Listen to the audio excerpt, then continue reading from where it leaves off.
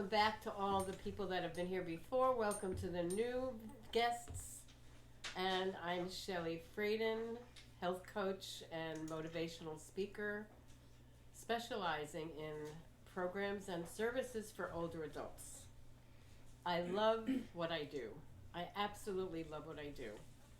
And the reason I'm sharing this the way I am right now is because most of my friends are retired. You know, they couldn't wait to stop working at 65, and now they're going crazy trying to figure out what to do. And I thought about, like, why should I retire if I love what I do so much? Yeah, I mean, I probably feel better now mentally than I've done all my life when I was younger. So I'm going to keep going until my heart stops. Good for you. And it's never going to stop because I feel like I'm applying a lot of everything that I teach. I apply that to myself as well. And it's always fun doing research for my programs because even though I've taught many of these classes for years, there's always new information. We didn't have the internet years ago when I started teaching that. And I was just in the bathroom earlier before this class, and I thought about, wouldn't it be wonderful if we were born older and every year got younger? And then I thought about the movie Benjamin Button. Oh, yeah, that's a sad. So that's an interesting movie to watch. That's very sad. And I remember when I watched it it first came out, and it was like, whoa, wouldn't that be miraculous to be able to have all our life experiences when we're born, and then as we get younger, have different life experiences, and then and you'd be able to actually do them. Because you'd be more physically. Right. I mean, it's cool. But the good news is that I have some great information in doing the research. And the reason I wrote this course, I wrote it when I was 70, so that was 13 years ago. And I wrote it because I had a really hard time at my 70th birthday. I suddenly realized that I'm really getting old. It hit me so hard that for a couple of weeks before my actual birthday, I didn't want to leave the house. I started looking at my face differently. I started looking at my body, and everything was getting lower and closer to the floor. And I looked at my hair, and I started seeing more gray. And I mean, I didn't like what I saw. And then I looked back at my life, and I saw some, wonderful things, having 3 children, my 6 grandchildren. But, we humans don't tend to focus on the positive, especially if we're not in a good mood. We tend to focus on what didn't work and what failures that we've had. And I focused on all my failures. All the failures, all the losses, all the sadness, all the grief. And I was a mess. I felt like my life was over, and I was going to be 70 because I didn't know anybody who was 70, who was healthy, vital when I was younger. Because my parents always seemed old to me, and their friends always seemed old to me, and now I'm it. Now I'm that. And it's like, oh my God, I'm really going to be 70. Is my life really over?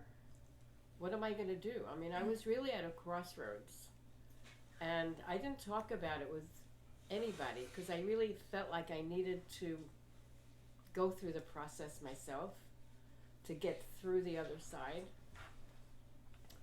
And what really helped is that over a period of weeks, I started thinking about, who do I know who's a senior, who's active, who's vital, who's making a difference, and how many of them are women? I mean, I was really going through some deep soul searching. And I came across, and the first thought I had is I came across Grandma Moses. It's like, whoa, she started her career in her 90s. And that opened up a whole new pathway for me. I started researching on the internet famous women in their 80s, famous women in their 90s, famous women in their hundreds. And I came across, of course, Betty White. You know, Betty White was like, she just passed away at, I believe it was 99. So this article was from the Huffington Post, and let me see when it was. It was 2011 that I cut this out. I printed it out. And she said, dreading aging is a waste of a wonderful life. Because I've always loved her attitude whenever she was on talk shows. She was so open and so candid about everything. One of the things that she wrote, she said, aging is not about age, it's about your attitude. And ain't that the truth? So 11 years ago is when I printed this out. But I had read this elsewhere, and then I realized, it's time for me to change my attitude, because I can't change my birth date, and I can't change the birth year, but I have the power, like you do, to change how I think and how I feel, and to look towards my future like I have a future. Because I started believing when I was in my depression, my temporary depression, it's like I'm in my future. Because when I was younger and I did lots of workshops, we used to have assignments to plan what our life is going to be like in the next 10 years. And I couldn't, when I was 70, I couldn't think about the next 10 years. I was terrified. So I realized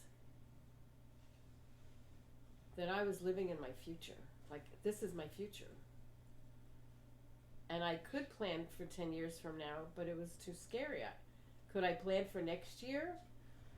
I've seen so many people passing. I've seen so many people's lives change with illness. And I think that's what scared me so much, is because the way we think of aging, we think about it as old aging. We think about it as getting sick, becoming immobile, needing walkers and wheelchairs. I mean, that's what my parents believed. My parents believed that. And their attitude definitely rubbed off on me. Because they believed, like a lot of other older adults believe, and younger people, that it's not good to get old. That it's not good to get to age. Because we lose so much of our aliveness. And so the best thing that could have happened to me was when I went through the period of mourning prior to my 70th birthday. I actually mourned for the fact that I'm going to be 70. I mourned for the fact that my life is not over. I actually got through to the other side. My life could be more exciting and more wonderful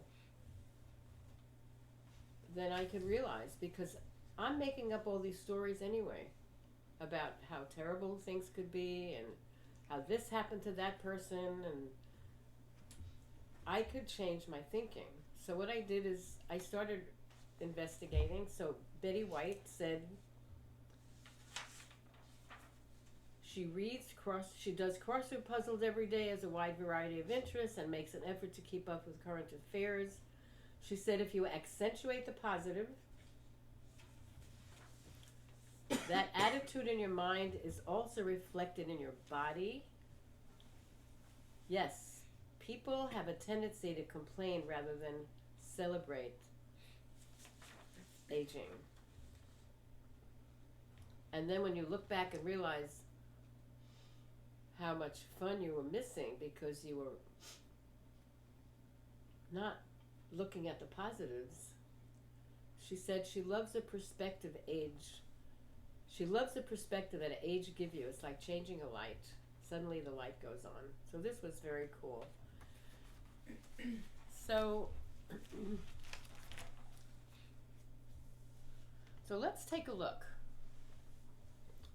at what aging gracefully is. So I mentioned that I was going through a really bad time when I was 70, and I realized that it's up to me. No one is going to change my attitude but me. And so I started going on the internet, as I said, and I started looking for women who were in the 80s and 90s, as I said, whose lives began at that age, or 100. And I started printing out their pictures at the age that they were. And I had them all over my house. I had them all over my walls. I was scotch taping them and thumbtacking them everywhere I went, in the bathroom, in the kitchen, because I knew that I had to change my perspective, and that seeing these people, these women, making a difference would be a huge shift for me, would help me focus on the good things that are ahead. Because I couldn't think 10 years from 70. I mean, it's like too much. Because I kept thinking, like, will I still be alive? You know. And sometimes that shows up. So what are some of your concerns about aging, about the age that you're in and the future? I want to hear from some of you. I'm happy. I'm very fortunate. I am a very close family. I've always been a very athletic woman, and that followed through all my life. I was an avid runner, which I still am. And I knew as time went on, and I did get older, that I would probably have knee problems. But I didn't, and I kept thinking, well, someday I will. Mm-hmm. And I decided at 60 to do triathlons. Fabulous, Yes. fabulous. And Now that's the secret.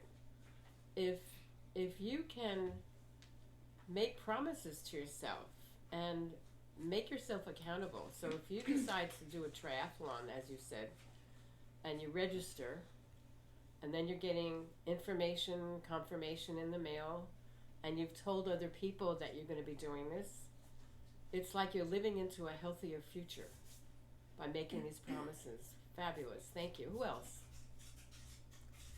What else do you think about when you think about the next 5 years of your life? Or I hope that it doesn't change.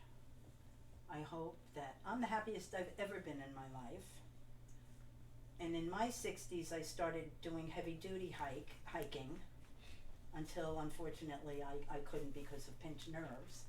But so I've made changes. So instead of hiking, I do other things. But wonderful. I'm the happiest I've ever been. So that's important to hear from other women, because we don't usually talk about that. You know, my sister is 3 years younger than I am, and she's got a lot of friends who are going through some health challenges, and so I don't really talk to her about what does she think about her future, because I get a feeling about it. But I think it's really important to have projects and to have goals. And my business card says that I am a catalyst to ignite passion and purpose in older adults. Because I went through that myself. Because I had no passion, I had no purpose. At 70, I thought I had no passion, no purpose. Like, who's going to listen to me and who's going to come to my classes when I'm so old? Because there were so many younger people in their 30s and 40s that were doing what I was doing. with a different perspective and a lot more energy and a lot more vim and vigor, so I said. But then I said, I could focus on older adults. Because if I could change, anybody could change. And that's really what this is about. It's all about your attitude. Does anybody else want to say something? Yes. I try to go through my phone book to call people, but because of COVID and a lot of what you might catch or bring people, I'm finding a lot of sort of negative. And also politically, I have a friend who has a friend that's 60-something years old and don't go visit his mother in the nursing home anymore because who voted for who or whatever. Oh, that's awful. And it's very difficult, and I call friends that I've known for 40 or 50 years, and because of politics, and I don't get into it much with them because of, Right. but it's not a comfortable feeling. I'll Right, tell you that. right. So our world has changed tremendous amounts. Our two-party system is very different from what it used to be. And it's really separating people, separating families, separating friends. People are not talking to each other. Even the whole vaccine thing, people are not talking to each other, families and friends, because they weren't vaccinated or they were vaccinated. Mm-hmm. So, I mean, we can always find a reason to separate ourselves from people, and we could always find a reason to break through that separation. So I wanted to share with you some of the wonderful attitudes that I discovered in my 70s when I was doing the research. Some of the comments, this was from an 87-year-old woman. She said, "It's not what you've lost that matters, it's what you've got left and what you do with it." And she says, an 87-year-old woman. Auntie Mame said, "Life is a banquet, and most poor suckers are starving to death." Patch Adams, who I talked about during our laughter course, "See what no one else sees. See what everyone chooses not to see. Out of fear, conformity, or laziness. See the whole world anew each day." And he said that in 1998. And basically what I had said during the laughter course was to look at the world as if you're a child or an infant. If you watch little children, like toddlers, they see things that I don't see. They see bugs on the floor. They see something and anything, and they get so excited. It's like a puppy. A puppy gets so excited about little things that we don't even notice because we're so busy going through life with our worries and concerns, as well as our joys and happiness. So in the movie It's a Wonderful Life, which is my favorite one, I watch every year, it says, "Remember, George, no man is a failure who has friends. You see, George," I think this was the angel talking, "you really have had a wonderful life." And that was quoted in 1946. So one of the people that I researched was Katharine Hepburn. And she was 96 when she passed away. She was born in 1907 and passed in 2003. And she said she continued to be active even in her old age. She was riding her bicycle and swimming in the ocean in Connecticut. And it just amazing. She had a career for 70 years. She stopped doing her acting, I guess, when she wasn't feeling so well. She made 50 films, and she became known all over the world for her independence. And so I had her picture on my wall. I had actually several pictures on my walls in my apartment, in my house. She made great brownies too. I have her recipe. Excuse me? She made great brownies. I have her recipe. Oh, that's so It's funny. very simple and they're delicious. They're perfect. I make them all the time. Oh, I'm going to have to get your number so you can send it to me. See, that's something they didn't talk about. So then Grandma Moses was 101.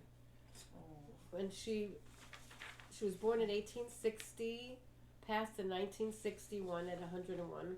One of the most familiar centenarians we know is the artist Grandma Moses, who began her painting career. She started in her 70s. As a child, and it goes into some of the information, she had a very prolific 30 years, and she did 1,500 paintings from the time she was 70 to 101. She was happy and alert even towards the end of her life, and she continued to be aware of her environment and continued to paint every day. So that's really, really, really important for every one of us sitting here, is to have some kind of passion about anything. Anything. I walk every day 7 miles, Beautiful. except if it's icy. I don't go. Yeah, so Otherwise. I mean, I have so many interests now and so many passions. I love taking photography, nature photography. So when I go out, I always have I used to carry cameras with me. Now I just carry my phone. But I've made jewelry. In fact, I think I made this one. Oh, it's beautiful. Yeah, so I've made jewelry. I've designed at that time years ago. We used to wear headpieces and this jewelry design, so I did that. So it is always important to find something new, even if you've never done anything like that. Find a new hobby. Take on a challenge. One of the biggest challenges I think I took on, and I had told you at one of our classes, is that I did the cross-country trip by myself. And that was terrifying, but I wanted to do it. I didn't want to have a bucket list that was full. I wanted a bucket list that was empty. And so that's important to look to see if you even have a bucket list. What is it that you really always wanted to do and you haven't done it yet? It's like, what are you waiting for? What are you waiting for? Okay, so we have Catherine Hepburn, Estee Lauder was 97, Betty Ford was 89, Zsa Zsa Gabor was 88 and still stunning and exotic and funny. Lauren Bacall was 83, Barbara Bush was 82, Queen Elizabeth, 99. yeah, Is she not? Gloria Vanderbilt, Shirley Temple.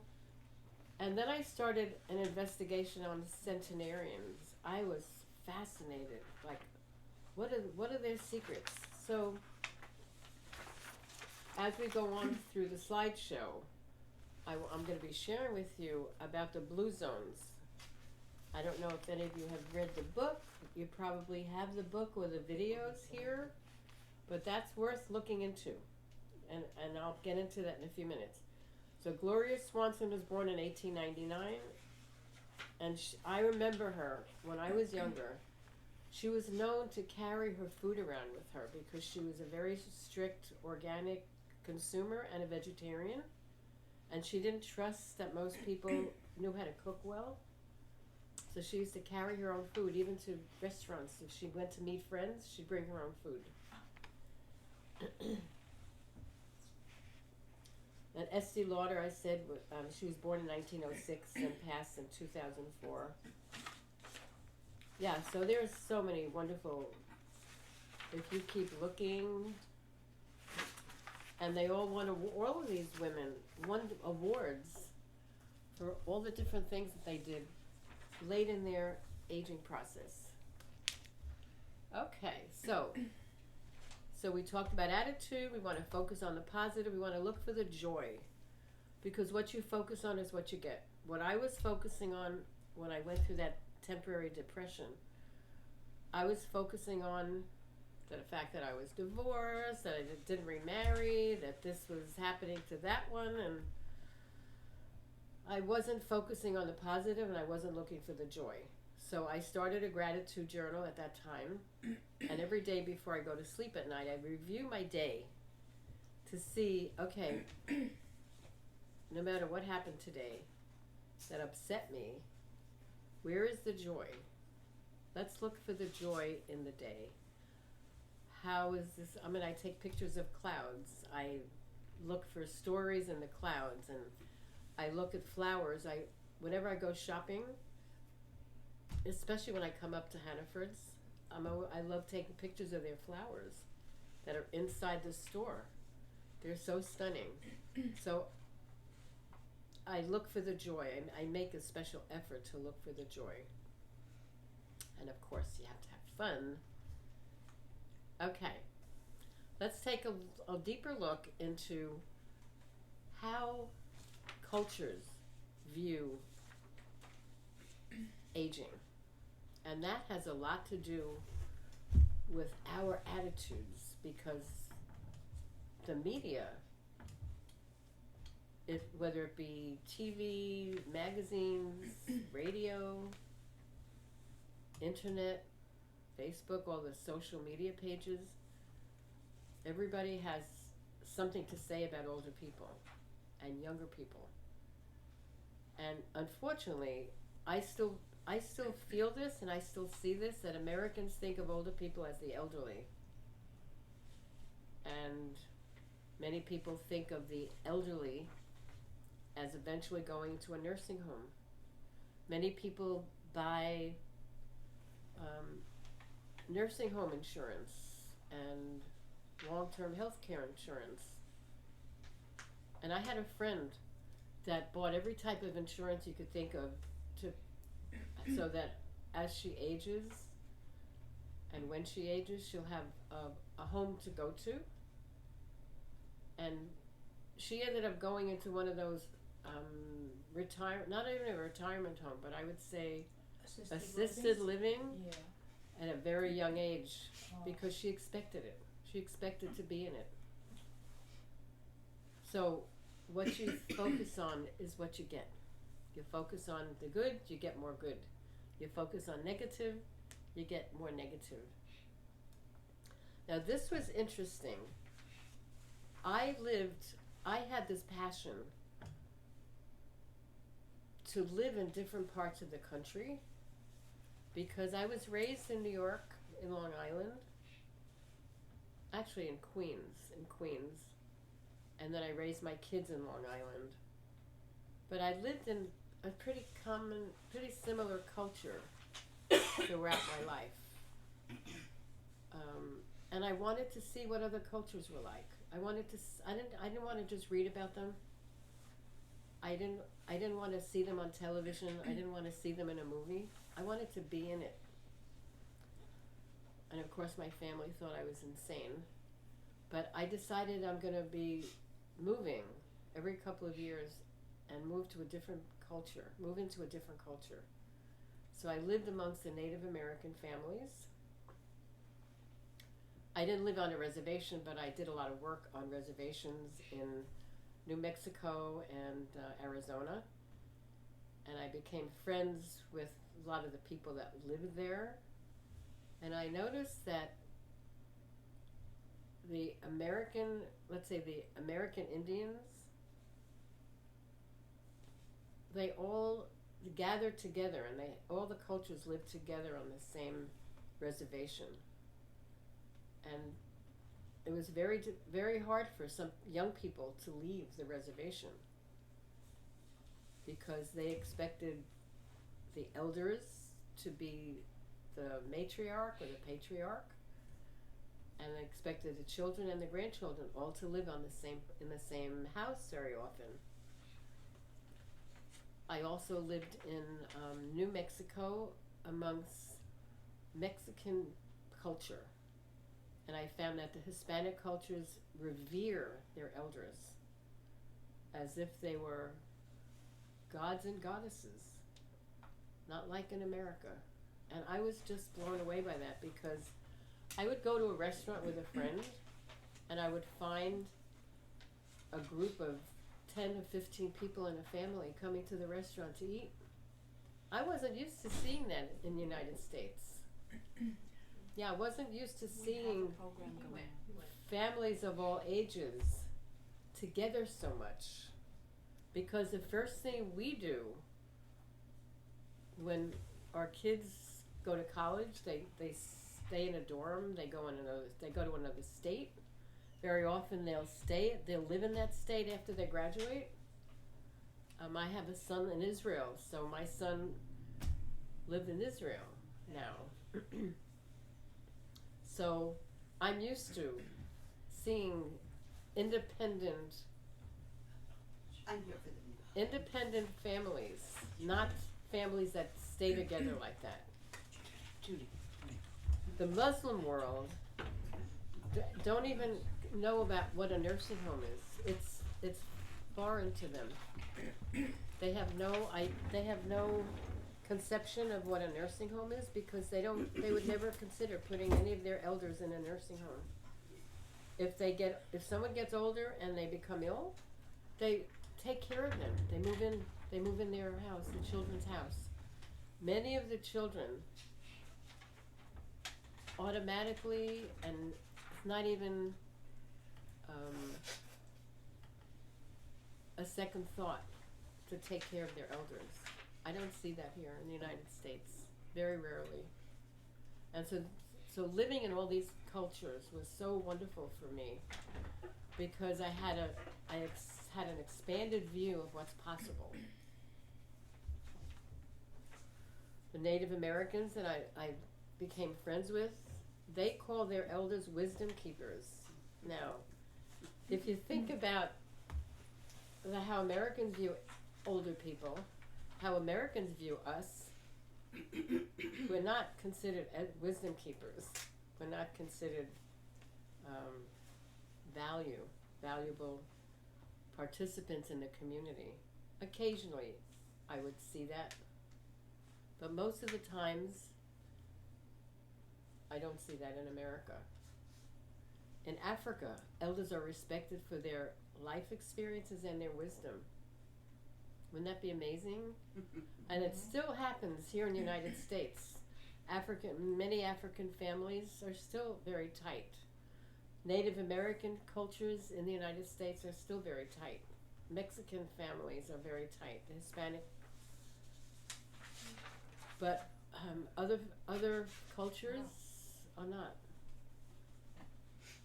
One of the reasons I go to a type of temple called Chabad, and it's a Jewish synagogue. And one of the reasons that I go is I love how close the families are. I mean, you see, when there's an event, you'll see the mother, father, and 8 children sitting at a table. And, they're a year apart. And I just love how the parents take care of each other. I love how the kids take care of each other. And that's the closest thing to some of the different experiences I've had when I've traveled and lived in other states and other cultures. And this was so beautiful, and I've never forgotten this. A village without the elderly is a well without water. Now, wouldn't that be pretty fabulous if all of us, younger people, would value us like that? So, so if we're not getting what we need from our children or our relatives or younger friends or the media, the media focuses on youth. And 20s and 30s and 40s, and all the TV shows that I've heard of, I don't watch them. They're with young families, young people, and how they look. And many of us, not me, but many of us are obsessed, and maybe not you, with how we look. And so plastic surgery is very rampant everywhere. But the wake-up call about that is that the plastic surgery doesn't change who we think we are inside. Mm-hmm. It doesn't change your attitude. And I've done research with many plastic surgeons because I wanted to know, why do people come to you? What do they hope that you could give them? And I would say most of the answers that I received was they want hope from me. They want hope that they'll feel younger, that they'll look towards their future a different way when they look in the mirror. And many of them say, you know, all I could do is change the look on their face or do a tummy tuck, but it doesn't change who they are or who they think they are.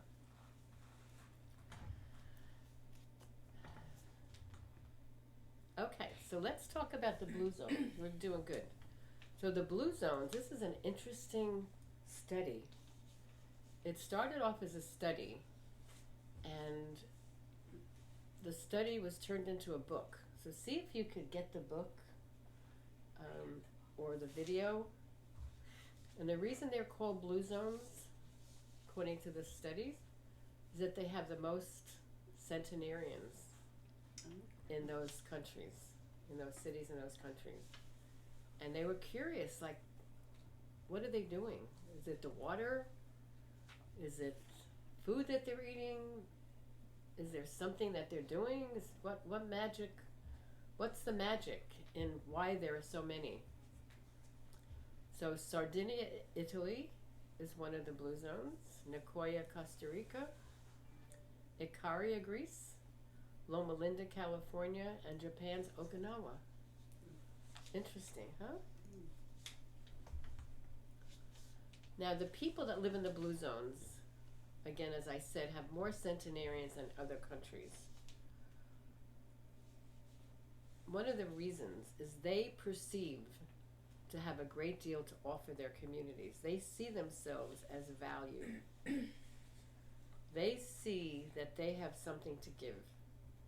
And I've taught so many classes to older adults over the past 50 years. And I don't see that kind of attitude in the majority of our elders, who we are. So the perception that these people have is that they have something great to offer. And that would be a wonderful way for us to look at ourselves. It's like, wow, what do I have to offer? And you have a lot of amazing qualities that are very needed and valued. And sometimes we haven't tapped into that. Many of these people live with their children. It's like that same extended family that the Native Americans have, that the Asian families have, that, so they live with their children, and they're respected by their children. I mean, I can't even imagine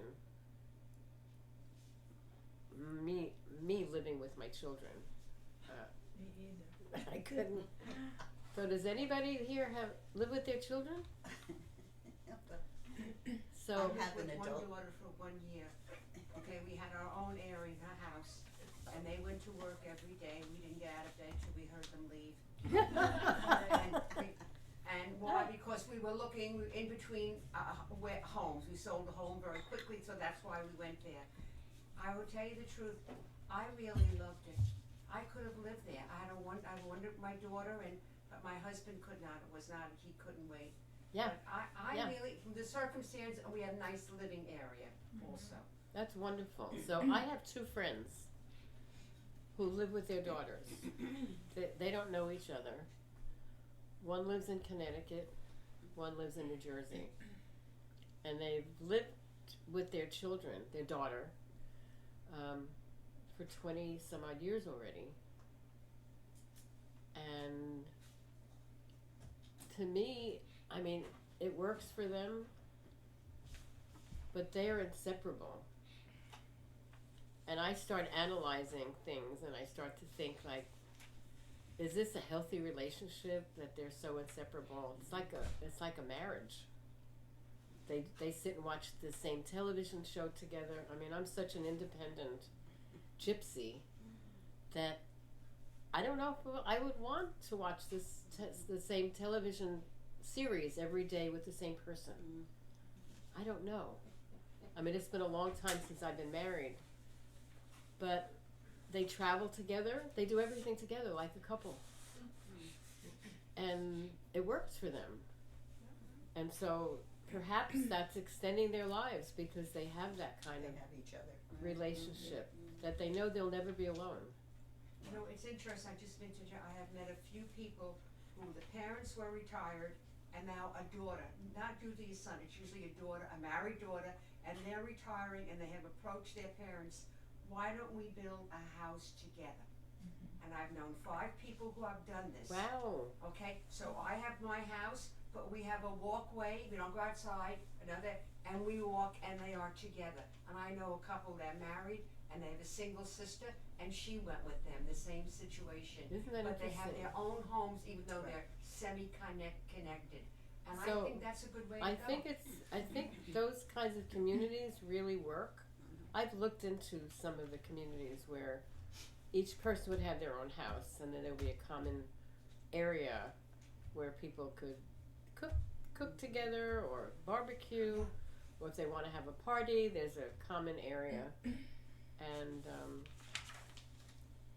some of them work. In Florida, there's like the communities like that too. Yeah. A lot of them. I know that Yeah. there's a big community in forgot the town. I think it's called the Villages. Oh, in Florida, yes. The Yes, villages. the Yes. villages. Yes. The Everyone does. villages. Yes. And there's Yeah, a they're lot. close. Very close. Well, I just went to my son took us to the Villages in Florida and going through the house, I said, I could touch the rest of my house. He said, no, that's not your house. I said, oh. Yeah. Okay. Well, my daughter and I live together, but we live in the same house. Right now? Yes, but she's disabled. She can't. I mean, she takes care of herself and everything. But she has an apartment upstairs. She has her own kitchen, her own bathroom, her own everything. So you have some independence. So It's she very different. and I have my own space. I mean, because we have different lives, you know. But that's a great way to do it, because the people that I know that are living together are living. The only thing that they have that's separate is their bedroom. no, see, we wouldn't survive. They're in the kitchen. They're in the kitchen together. They're in the bathrooms. They knock on the door to take a shower. And it's like, No.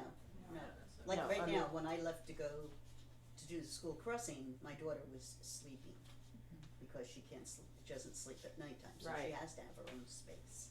yeah. So I like the idea that we can plan a future with other people and know we're never alone. That's one of the beauties of these blue zones, is that they're really alone only if they want to be. So let's see what else we could learn. So some of the longevity factors that they found in the blue zones, that every one of these people feel like they belong to something. And I see, having living upstate, for me, it's a little more of a challenge to find the right group for myself. Temples are far away, and classes that I would take are an hour away, and the weather was bad last night. I was driving to Ellenville in the snow, so it makes it a lot more difficult. When we have passion and purpose in our lives, then there's a reason to wake up in the morning, and that's critical as we age. If you wake up in the morning and don't have a purpose and don't have passion for something, we have thoughts that, why bother getting up? I have no place to go. I have nothing to do. Nobody cares if I'm here or there. And occasionally, we could all have those thoughts. But the important thing is, if you have those thoughts, take charge of them and change it. Because staying with those thoughts will be your demise. You need to have passion and purpose.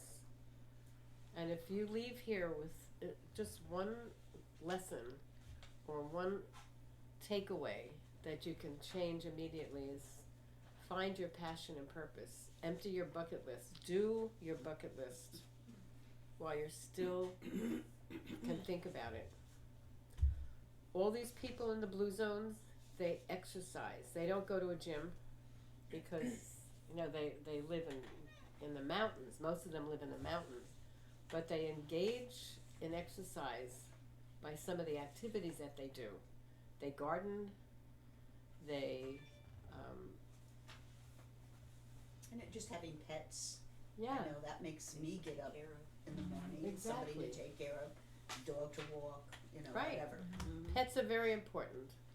Exactly. So incorporate exercise into your daily life. You don't have to go to a gym. You don't have to necessarily go on a hike if you don't want to do that, if the weather is bad. But if you, like say you go to a supermarket, and this is such a habit for me now. I go to a supermarket and I park at the opposite end of the parking I lot always do that. so that I walk could far walk away. and I check how many steps I've taken with my Fitbit. Yeah. So you could, there are a lot of things that you could incorporate into your life. I live in an apartment complex with an elevator. I don't take the elevator. So that's how I've adapted on the days that I'm not actually hiking. Or I used to, I know, it's biking, it's too cold now. But I take the steps. I walk up 6 flights of steps every day, a couple of times a day. Good for you. And then if I have my shopping cart with groceries or my laundry, I put the shopping cart in the elevator and I run up to try to meet it. Good for you. So I do whatever I could do to add steps and exercise, and then I can control how fast I run up the steps, how slow I go down the steps. So you could incorporate exercise into your life even if you're not going to a gym. A lifestyle that's not sedentary is very important for these people because they're up and out all the time. They're cooking, standing and cooking. I stand at my computer. When I'm on my computer, I stand. I don't like sitting. Even when I'm watching a TV show or if I'm on a Zoom call, I stand. And you burn more calories when you're standing. So what they found when they did these studies, that genetics accounted for only 20-30% of the wellness of these people. So, because I always hear from people, they say, well, my father had diabetes, so I'll probably get it. Or my mother had heart disease, so I'm probably going to get it. And you know what? My parents both had heart disease. My sister has heart disease. They all had diabetes. And I said, because I knew this information, I'm going to be the one breaking the cycle. And I had no proof that I would do that, but I declared it. When you make a declaration like that, higher powers hear you. And so I have no symptoms of any of that. I have no heart disease, I have no diabetes. And when I go for my annual blood tests, I always have them test my sugar and my C-reactive protein to see what my risks are for heart disease, and they say, excellent, excellent. So I go for acupuncture, and I tell the acupuncturist, my family had heart disease, my family had diabetes, and I don't have it, and I don't want it. That's how powerful our speaking is. Our attitude is everything. Everything starts with our words. Whether you're happy or sad or angry, it has nothing to do with what somebody else did, because they'll always do what they do. It's how we interpret it. It's how we think about it. It's what we say to ourselves about what they did. So our words, our thoughts control how we feel. So another very important factor for the blue people in the blue zones and for us is our diet. Now they follow the Mediterranean, most of them follow Mediterranean type diet, which is lots of fruits and vegetables, and they eat fish. And of course they do a lot of laughing and have fun. Okay, So another thing that they do, and I actually started doing it after I read the book, when the book first came out, is I used to fast every Monday. I would fast for 24 hours and just have water. And that's when I was younger. But as I got older, I didn't like that. I didn't like how I felt. So I do intermittent fasting. I do that on a regular basis. Now what that is, anybody here doing it? Oh, great. Okay. So most of you don't know what that is. It's basically, I eat my last meal at 7 o'clock at night.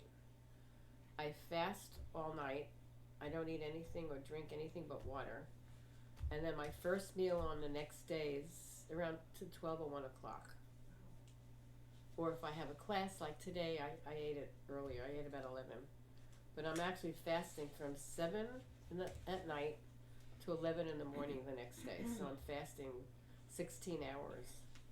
Some people fast 18 hours. The studies from this book and this particular group of people, they found that the less you eat, the fewer calories you eat, the healthier you are. Because you're reserving your energy instead of using it to metabolize your food. You're keeping it for other things that'll help you burn calories.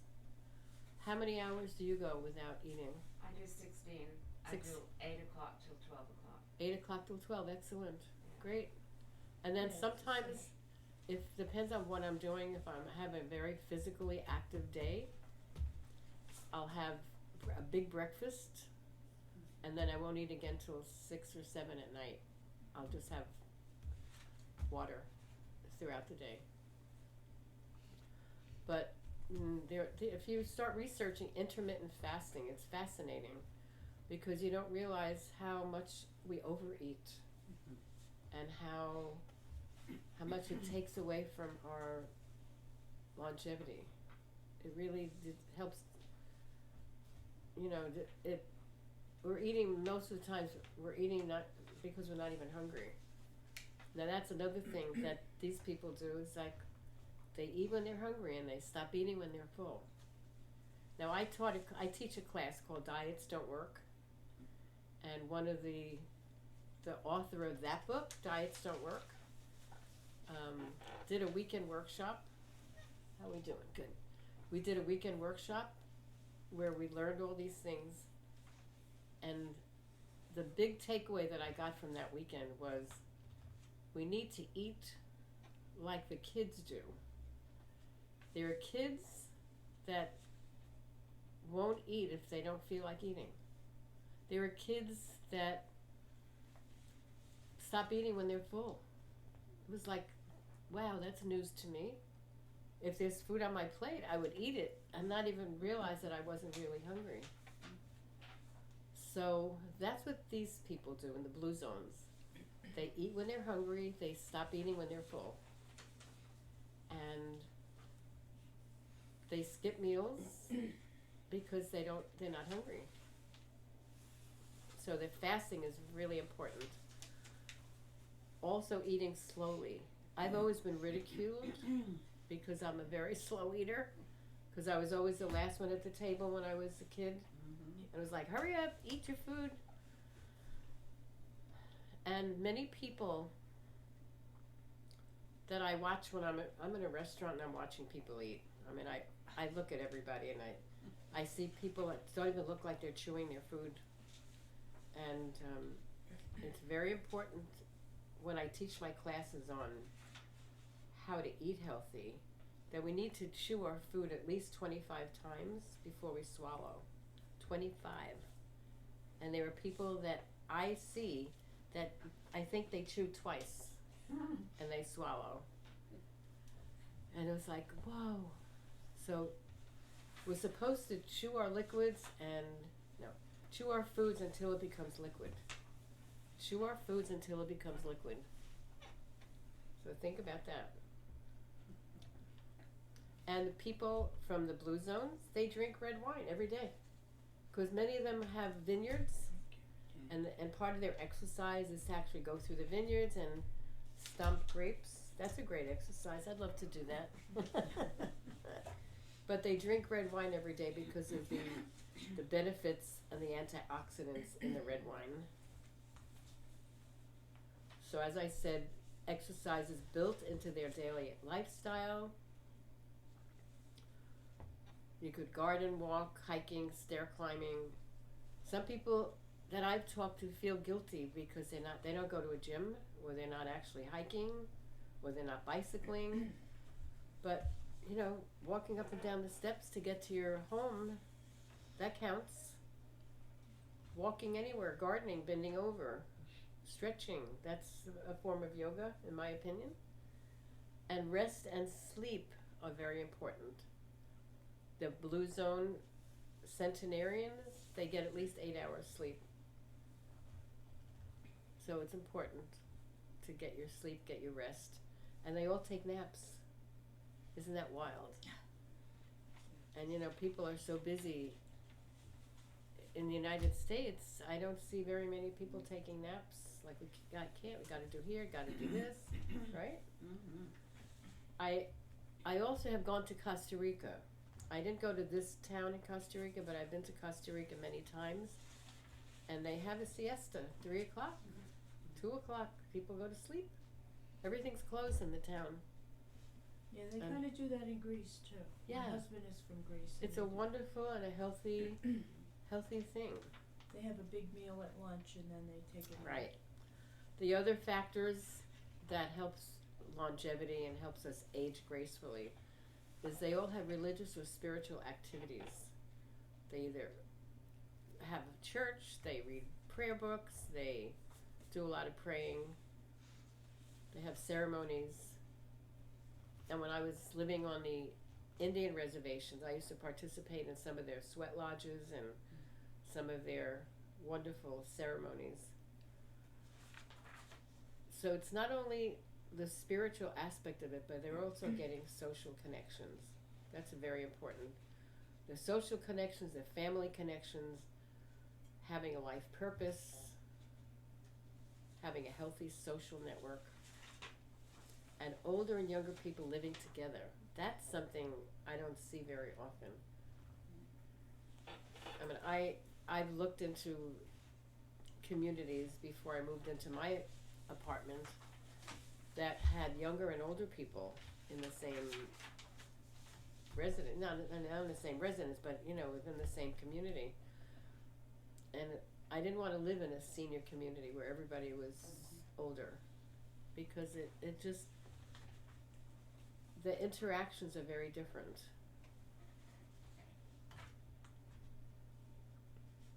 Okay, so we want to continue learning and challenging yourself. You want to find joy in every project and activity that you're doing. That's your passion. That's your bucket list.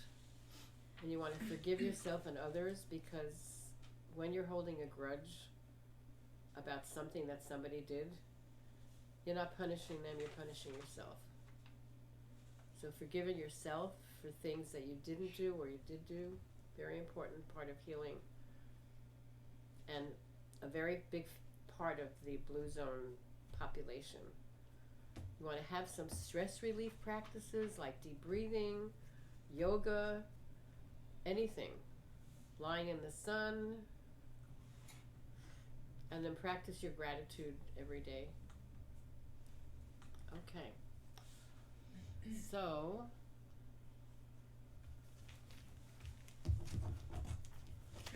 let's see. I covered most of the topics here. Find a way to deal with your stress, get massages, breathe deeply. Friendships are very important. This is the handout. Continue learning, keep your brain functioning, have purpose and passion. I mean, remember those 2 words. Walk barefoot as much as you can outside. That helps you stay grounded. Most of the people that live in the blue zones, they're barefoot all the time when they're outside. Laugh and play, be aware of your feelings and share them. Have a network of people. Do what you love now. Empty that bucket list.